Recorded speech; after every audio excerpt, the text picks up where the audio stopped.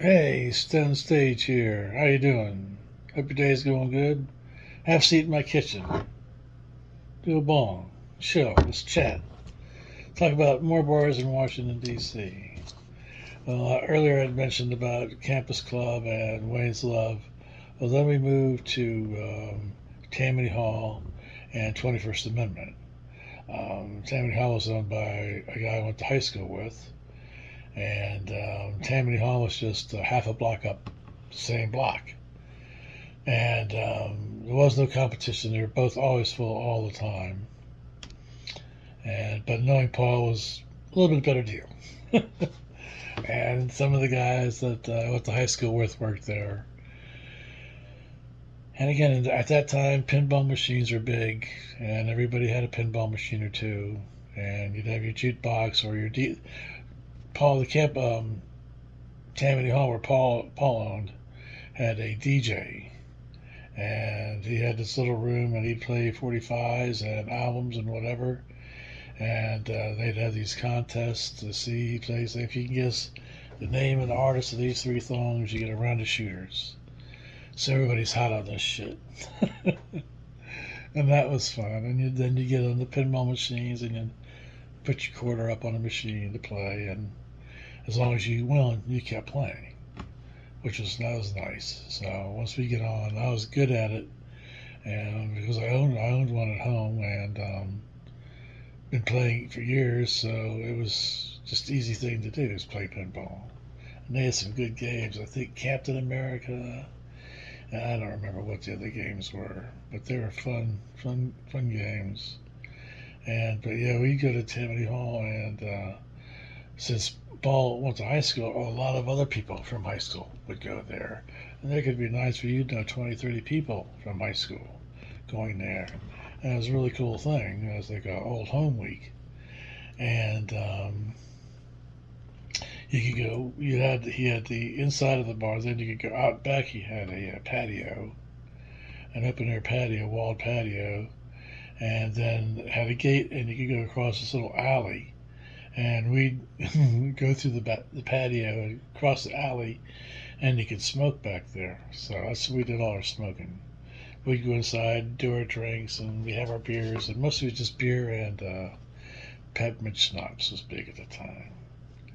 And that's what you want if you won the three songs. You get free shots of that peppermint schnapps, and that went good with beer. But we'd go again through the patio and through the wall, and we had a little place we could smoke. So we'd only do a few hits or smoke a joint. We'd go back in and do that a couple times during the night. And then I remember going from Paul's place up to the 21st Amendment, Jim's place, and great thing. He had a DJ, and both slamming the music, and I'd have a tab at Tammany Hall. Then I'd go right to the 21st Amendment. I'd start a tab. I'd have a beer there, maybe a shot, dance, have fun. Then Tom, oh, I'm going back. And he says, "Hey, how's Paul doing?" I said, "He's doing good, man." I go back to the Tammany Hall, and Paul goes, "Hey, man, how's Jimmy doing?" I said, "He's doing good, just like you." And I met Clarence Clemons from, he was with Bruce Springsteen there. He was a good friend of Paul's. And that's from the bar scene. Now we went to those places for years. We probably tried a couple other places over time, but Tammany Hall and 21st Amendment was where we went. So I can remember I had a carpet cleaning business, and I got did the carpets at the 21st Amendment, and I got a night of free drinks. Now it only took me about maybe an hour's worth of time to do these carpets, and had a free night of drinks. Had a friend that helped me, so we both had a free night of drinks. And now the wild thing is that night the guy that helped me, he started passing out at the bar.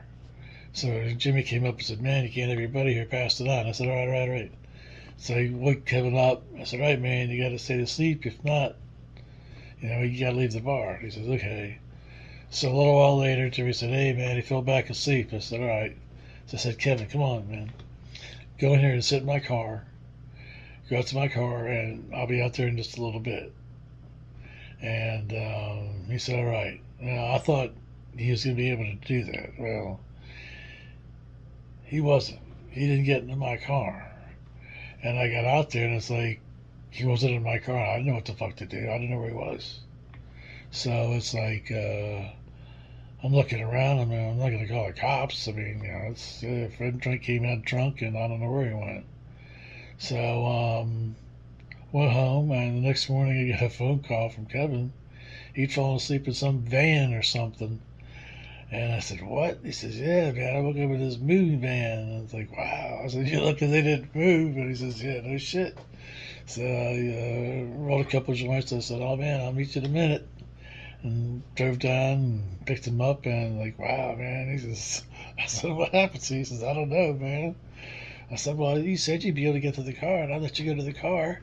And I said, I didn't even think about it when I got in the car to leave. I didn't know where he went. I looked around, I didn't see a land anywhere, so I just figured something else out, so I just left.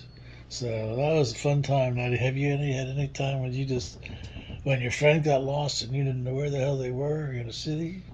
Alrighty, man. Hey, have a bone. Peace out.